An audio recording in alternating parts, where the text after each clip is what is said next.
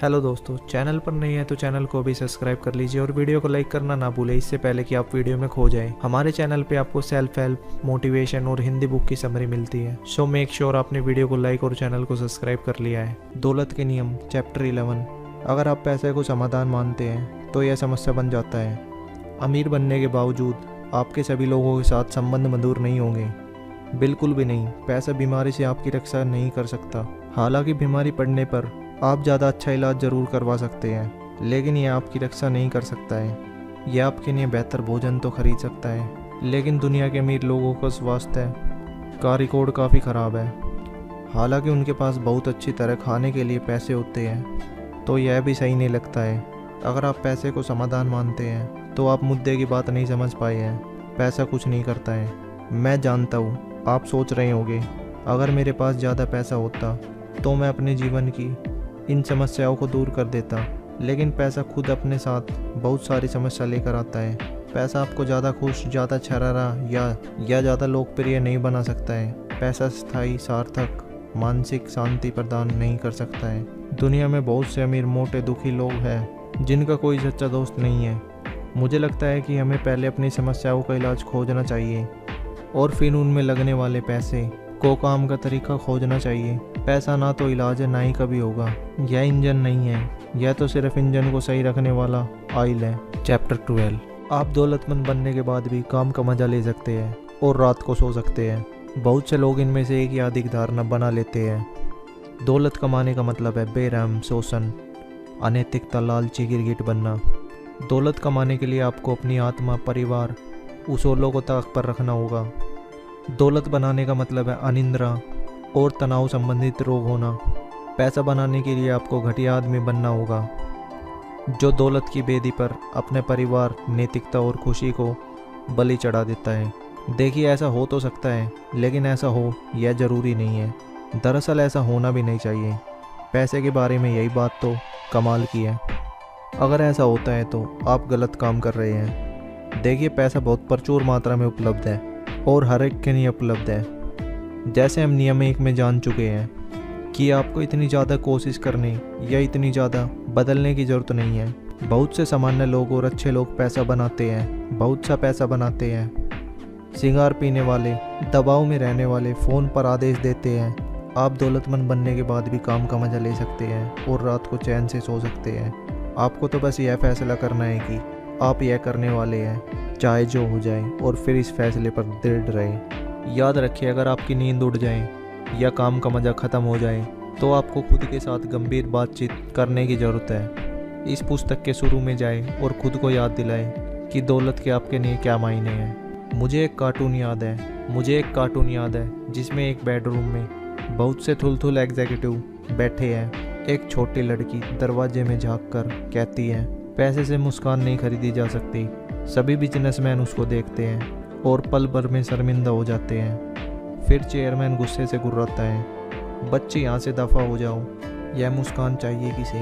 बाकी एग्जीक्यूटिव राहत महसूस करते हैं और दोबारा मीटिंग करने लगते हैं। देखिए, मैं तो अपने जीवन में मुस्कान को पसंद करूँगा, भले इसके लिए मुझे कुछ पैसे गंवाने पड़े। मैं रात को सोना चाहता हूँ, अपने काम का मज़ा लेना चाहता हूँ और पैसा बनाना चाहता हूँ, लेकिन मैं अपने सिद्धांतों के साथ समझौता नहीं करूँगा। अपने परिवार या बच्चों के साथ बहुत कम समय नहीं बिताऊंगा। कभी कभार धूप में बैठने का मौका नहीं चूकूंगा। एक आध दिन छुट्टी लेने का मज़ा नहीं छोड़ूंगा। बिस्तर पर पहुंचने के बाद मैं काम या पैसे की चिंता नहीं करूंगा। मैं पैसे को खुद पर इतना हावी नहीं होने दूंगा। यह संभव है। मैंने बहुत से दौलतमंद लोगों को करीब से देखा है और कईयों को मैं अच्छी तरह जानता हूँ, इसलिए मुझे अच्छे से पता है यह सब सच है। पैसा बनाना और व्यक्तिगत जीवन जीना, नैतिक तथा अमीर बनना, बहुत सारा कमाना और बहुत अच्छा व्यक्ति बनना एक साथ संभव है। यह संभव है, हालांकि कई बार लगता है कि यह संभव नहीं है। आपको तो बस पैसे से संबंधित गलत धारणाओं को तोड़ना है। चैप्टर 13। बुरे बनकर दौलतमंद ना बने। मुझे गूगल का मिशन स्टेटमेंट अच्छा लगता है, बुरे मत बनो, डोंट बी इविल। यह शायद किसी चीज़ का एनाग्राम या संक्षिप्त रूप है, लेकिन फिर भी मुझे यह पसंद है।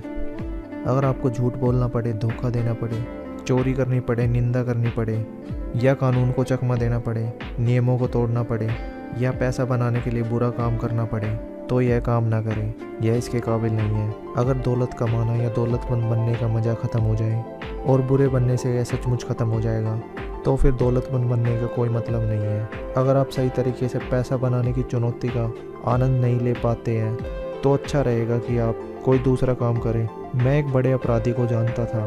उसने मुझे बताया, अपराधी बनने में कोई मज़ा नहीं है। सच तो यह था कि उसे हमेशा कानून का ज़्यादा पालन करना पड़ता था।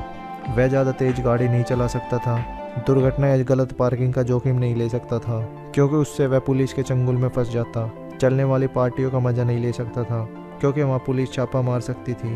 वह चमचमाती कार नहीं खरीद सकता था, क्योंकि इससे सबका ध्यान उसकी तरफ चला जाता। वह अय्याशी का जीवन नहीं जी सकता था, क्योंकि इससे वह सबकी निगाहों में आ जाता। लेकिन अच्छी ज़िंदगी जीने का मतलब तेज़ कार चलाना या पार्टियों में शामिल होना नहीं है। सही तरह से पैसा बनाने पर आप रात को चैन की नींद सो सकते हैं, अपने बच्चों से नज़रें मिलाकर बात कर सकते हैं, अच्छे एहसास के साथ आईने में खुद से नज़रें मिला सकते हैं। ढेर सारी दौलत भी यह एहसास नहीं खरीद सकती। अगर आपको गलत रास्ते पर चलना पड़ता है, तो इसका मतलब है कि आप असफल हो गए हैं, आप योजना से भटक गए हैं। इसका मतलब है कि आप इसे सही तरीके से नहीं कर पाए हैं। इसका मतलब है कि आपने सब गुड़ गोबर कर दिया है। आप आलसी, हताश, गैर रचनात्मक और बोरिंग है। मैं मशहूर दौलतमंद लोगों के बहुत से उदाहरण दे सकता हूँ, जिन्होंने गलत रास्ते पर चलकर दौलत कमाई है। हाँ, यह सच है कि वे दौलतमंद हैं। जरा उनकी आंखों में झाँक कर तो देखिए, आपको वहाँ क्या दिखता है। क्या आप भी दरवाजे की घंटे पर चौंकने वाला एहसास चाहते हैं? बजाय इसके आप चैन से रहना पसंद करेंगे, यह जानना पसंद करेंगे कि अगर यह काम वैधानिक ईमानदारी और ढंग से किया है। इस सवाल का जवाब देने में ज़्यादा दिमाग की ज़रूरत नहीं है ना? जब तक आप लोगों को बर्बाद किए बिना, बेरहम या अन्यायी या नियमों को मोड़े बिना दौलत कमा रही है, तब तक आपका स्कोर अच्छा है। इसमें तो सिर्फ पल भर की जांच की ज़रूरत होती है। बस इस बारे में जागरूक रहे कि आप और आपका धन क्या कर रहा है। चैप्टर 14, दौलत और सुख के संबंध को समझें। बहुत सी चीज़ें हमें दुखी बना सकती है। जीवन साथी का बिछो, नौकरी छुटाना, बीमार होना और भी बहुत सारी चीज़ें। इनमें से बहुत सारी चीज़ें धन और उसे हासिल या खर्च करने के बारे में है। याद रखें, बहुत कम पैसा आपको दुखी बना सकता है, बहुत ज़्यादा पैसा आपको दुखी बना सकता है, बहुत ज़्यादा चीज़ें आपको दुखी बना सकती है, बहुत कम चीज़ आपको दुखी बना सकती है। मुझे लगता है कि हम पहले दिन से ही यह बात बहुत अच्छी तरह से समझ लेनी चाहिए कि दौलत और सुख एक ही चीज़ नहीं है। दौलत खुशी नहीं खरीद सकती, दौलत सुख नहीं खरीद सकती। लोग अक्सर यह मानने की गलती कर बैठते हैं। आपको यह नहीं करनी चाहिए। आप गरीब और सुखी हो सकते हैं, आप अमीर और सुखी हो सकते हैं, आप गरीब हो या अमीर, दोनों ही परिस्थितियों में दुखी रह सकते हैं। अगर आप यह सोच रहे हो कि दौलत आपको दुखी बना देगी, तो आगे चलकर आपके हाथ निराशा लगेगी। अगर आप यह आस लगाए बैठे हैं कि पैसा आपको शक्तिशाली, युवा, सेक्सी, स्फूर्तिवान, सुंदर बना देगा, तो आप निराश होंगे।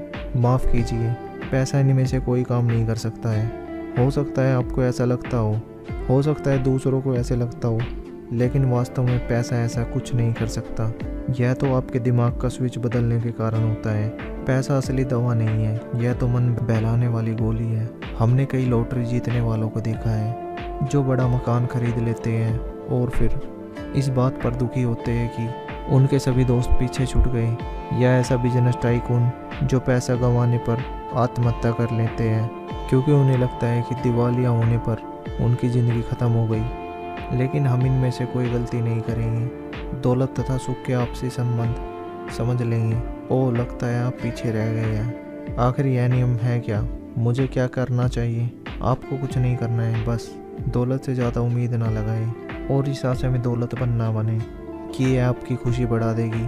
चैप्टर 15, भाव और मूल्य के फ़र्क को जान ले। मैंने एक बार अपने मज़ेदार ससुर से पूछा कि शराब की जो बोतल किसी बड़े रेस्टोरेंट में $100 की मिलती है, क्या वह सचमुच उस बोतल से 20 गुना अच्छी होती है, जिसे आप 5 पाउंड में दुकान से खरीद सकते हैं? उनका जवाब दिलचस्प था। वे बोले कि रेस्टोरेंट में आप सिर्फ शराब के पैसे नहीं चुकाते हैं, आप माहौल, सेवा, लोकेशन, वेटर की विशेषज्ञता, निजता और गोपनीयता के पैसे चुकाते हैं। आप स्टाइल और क्लास, परंपरा, भोजन और विश्वास, परिवेश, साथी, अतिथियों और बेहतरीन बातचीत के लिए पैसे चुकाते हैं।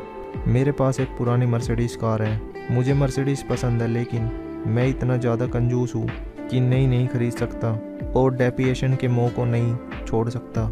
मैंने इसे सस्ते में ख़रीदा है। यह हमेशा सस्ते में मिल जाती है क्योंकि लोग डरते हैं कि कहीं यह ख़राब ना हो जाए, और यह सही भी है क्योंकि उसकी मरम्मत करवाने से पर्स खाली हो जाता है। बहरहाल यह भूले कि उन्हें बहुत अच्छी तरह बनाया गया है, इसलिए वह बहुत कम ख़राब होती है। एक बार एक दोस्त मुझसे मिलने आया। वह अपनी चमचमाती नई कार में आया था जिसे उसने हाल ही में ख़रीदा था। वह कार आधुनिक मिनी स्पेसशिप जैसी दिख रही थी। मेरी पुरानी खटारा कीचड़ से सनी मर्सिडीज़ को देखकर वह बोला, ओह, इसका मतलब यह है तुम्हारा धंधा बहुत अच्छा चल रहा है। मैंने यह समझाने की कोशिश की कि ऐसी बात नहीं है। मैंने कहा कि शायद उसकी कार मेरी कार से 5 गुना महंगी हो, लेकिन वह नहीं माना। उसने मर्सिडीज़ देखकर यह फैसला किया कि इसका मूल्य इसके भाव से बहुत ज़्यादा है, यानी जितने में मैंने खरीदी थी। उस दिन मैंने सीखा कि यह ज़रूरी नहीं है कि भाव और मूल्य बराबर हो। यह भी याद रखें कि किसी चीज़ का भाव उतना ही होता है जितना लोग चुकाने के लिए इच्छुक होते हैं। हो सकता है कि कैटलॉग में किसी पेंटिंग के भाव में 500 पाउंड बताया गया हो, लेकिन यह तभी सच है जब कोई उसके लिए उतना पैसा दे। जब कोई उसके लिए उतना पैसा देने के लिए तैयार हो। यह एक महत्वपूर्ण सबक है जिसे सिखाना जरूरी है। किसी चीज़ का भाव उसके वास्तविक मूल्य से काफ़ी कम हो सकता है, या तो आपके लिए या दूसरों के लिए, या बहुत ज़्यादा भी हो सकता है। अगर आप दौलतमंद बनने जा रहे हैं, और आप ज़रूर बनेंगे, बशर्ते आप इस पुस्तक के नियम से खेलें और इन पर काम करना, मेहनत करना शुरू कर दें, तो भाव और मूल्य के इस फ़र्क को समझना बहुत महत्वपूर्ण है। चैप्टर 16, यह जान ले कि दौलतमंद लोग किस तरह सोचते हैं। कोई व्यक्ति दौलतमंद बनेगा या नहीं बनेगा, या वह दौलतमंद बन चुका है या नहीं, इसे परखना बहुत आसान है। आपको तो बस उस व्यक्ति को उसका प्रिय अखबार पढ़ते देखना है, खास तौर पर रविवार को। इस बात पर गौर करें कि वह कौन सा अखबार चुनता है। इस बात पर गौर करें कि वह कौन सा सेशन पढ़ता है। इस बात पर गौर करें कि वो कौन सा सेशन नहीं पढ़ता है। इस बात पर गौर करें कि वह अपने चुने हुए सेशन किस क्रम में पढ़ता है। इस तरीके से आप खुद को भी परख सकते हैं। ऊपर दी गई बिंदुओं पर नज़र डालें और देखें कि आप क्या करते हैं। यह हम उन दौलतमंद लोगों के बारे में बात नहीं कर रहे हैं जो लॉटरी जीतकर, विरासत में धन पाकर, जो मेरे हिसाब से ईश्वर की लॉटरी है, या किसी दौलतमंद व्यक्ति से शादी कर अमीर बने हैं। यहाँ हम उन लोगों के बारे में बात कर रहे हैं जिन्होंने दौलतमंद बनने का सचेतन निर्णय लिया है। ये दौलतमंद लोग अधिक गंभीर अखबार चुनते हैं, अधिक गंभीर सेशन पढ़ते हैं, सनसनीखेज खबरों के सेक्शन को छोड़ देते हैं, पैसा बिजनेस के सेक्शन को सबसे पहले पढ़ते हैं। अगर आप दौलतमंद बनने के बारे में गंभीर हैं, तो आपको यह सीखना होगा कि दौलतमंद लोग किस तरह सोचते हैं। इसका मतलब यह है विरोधी या अध्ययन करना। हालांकि बहुत जल्दी ही आप उनके दल में शामिल हो जाएंगे। आपको उसकी भाषा और शब्दावली सीखने की जरूरत नहीं है। यह भी जानना होगा कि वे क्या खाते हैं, यह भी जानना होगा कि वह कहाँ खाते हैं, वे कैसे काम और आराम करते हैं, वे कैसे निवेश और बचत करते हैं। संक्षेप में, अगर आप अपनी समृद्धि बढ़ाना चाहते हैं तो अध्ययन करने की ज़रूरत है। दौलतमंद लोगों की बातचीत करें, उनसे सवाल पूछें, समझें और आज्ञा विकसित करें। दौलतमंद लोगों के बारे में पढ़ें। इंटरव्यू और आत्मकथाएं आपको बहुत ज्ञान दे सकती है। कुछ चुनिंदा और बिजनेस फाइनेंस पुस्तकों से भी लाभ हो सकता है। मैं आपको कोई खास पुस्तक पढ़ने की सलाह नहीं दूंगा क्योंकि मैं आपकी रुचि नहीं जानता। अपनी पसंद की कोई भी पुस्तक चुनें। फाइनेंशियल टाइम या ऑनलाइन पेपर का सहारा ले सकते हैं ताकि आप पैसे के बाजार में होने वाले नवीनतम परिवर्तनों की जानकारी रहे। लेकिन आपको अगर यह थोड़ा ज़्यादा भारी काम लगता है, हो सकता है क्यों करें, लग सकता है क्यों करें। अगर मेरी तरह आप भी वित्तीय पन्नों के साथ सनसनीखेज खबरें को पढ़ना पसंद नहीं करते, अगर मेरी तरह आप वित्तीय पन्नों के साथ सनसनीखेज खबरों को पसंद करते हो तो क्या होगा? तो आप भी मेरी तरह शायद बहुत ज़्यादा दिमाग चकरा देने वाली दौलत को हासिल नहीं कर पाओगे। इसके बावजूद हम पर्याप्त समृद्धि और ज़्यादा मज़ा ले सकते हैं। समृद्धि और मज़ा, यह तालमेल मुझे अच्छा लगता है। मुझे लगता है कि अगर हमें बहुत सारी दौलत चाहिए तो हमें इसका दीवाना बनना होगा। हमें पैसे में जीना, सांस लेना और सोना, हाँ, नियम 12 को दिमाग में रखें। अगर हम ग्रेजुएट बनना चाहते हैं तो हमें दौलत के विश्वविद्यालय में जमकर पढ़ना होगा। चैप्टर 17, दूसरों की दौलत से ना जले। हम सभी अपने लक्ष्य को तय करते हैं हम सभी की व्यक्तिगत महत्वाकांक्षाएं होती है। हम सभी यह तय करते हैं कि दौलतमंद बनने के इस काम में हम कितनी मेहनत करने के लिए तैयार हैं। हम सभी अपनी सीमाएं निर्धारित कर लेते हैं। हम यह जानते हैं कि हम क्या करने के लिए तैयार हैं और क्या करने के लिए तैयार नहीं हैं। जब तक आप यह नहीं जानते हो कि उस व्यक्ति का एजेंडा क्या था, तब तक नहीं जब तक आप यह न जान लें कि वह कितना त्याग करने के लिए तैयार था। जाहिर आप 3 श्रेणी के अमीरों से आसानी से जल सकते हैं। लॉटरी विरासत अमीर, व्यक्ति की पति पत्नी या तलाकशुदा। हम सभी ऐसा करते हैं। लेकिन जिस व्यक्ति ने अपने मेहनत से पैसा बनाया है, वह पूरी तरह से इसका मालिक भी है और हकदार भी है। उन्होंने काम किया था, उसके पास विचार था, उद्यमी भावना थी। वे हमें से ज़्यादा जल्दी जीतना चाहते थे और देर से सोते थे। वे अपने लक्ष्य को लेकर हमेशा ज़्यादा प्रेरित या जोशीले थे। उनसे ईर्ष्या करना, उनसे सीखना मूलता है और उनसे सीखना वह सबसे बड़ा तोहफा है जो वे हमें दे सकते हैं। आदर्श स्थिति में आप धन के मार्गदर्शक की ज़रूरत होती है। किसी ऐसे व्यक्ति की तलाश करें जिसने बहुत सारा धन बनाया हो और सही तरीके से, कानूनी रूप से मज़े करके और अच्छी तरह से बनाया हो। वह आपको कभी कभार सलाह दे देगा, अपनी छत्र छाया दे देगा, आपको सही रास्ते में ला खड़ा करेगा और जाहिर है वह आपको पैसा उधार नहीं देगा। वैसे आप उससे उधार मांगेंगे भी नहीं। अगर मैं किसी बहुत अमीर व्यक्ति से मिलता हूँ तो मैं तत्काल ही पता लगाने की कोशिश करता हूँ कि उसने यह काम कैसे किया और क्या वह रास्ता मेरे लिए उपयुक्त होगा। मैं उससे कौन सी जानकारी हासिल कर सकता हूँ ताकि मुझे उस स्थिति में पहुँचने में मदद मिले। शर्त सिर्फ इतनी होती है, मैं यह काम सही तरीके से करना चाहता हूँ, कानूनी रूप से और मज़े लेना चाहता हूँ। मुझे लगता है कि दौलतमंद बनना एक तरह से अनुकरण पर निर्भर करता है। अमीर लोग जो करते हैं वैसे ही करें और अंत में आप भी उनके जैसे बन जाएंगे। मेरे पास धन संबंधित मार्गदर्शक है और मैं वित्तीय मामलों में उनके हर शब्दों को गौर से सुनता हूँ, क्योंकि वह अपने धन के ब्याज पर शानदार जिंदगी जी रहा है और मैं भी उसी दिशा में बढ़ रहा हूँ। दूसरे लोगों से प्रेरणा लें। इसके अलावा ईर्ष्या नियमों के खिलाड़ी का गुण नहीं, जैसे आप जानते ही होंगे।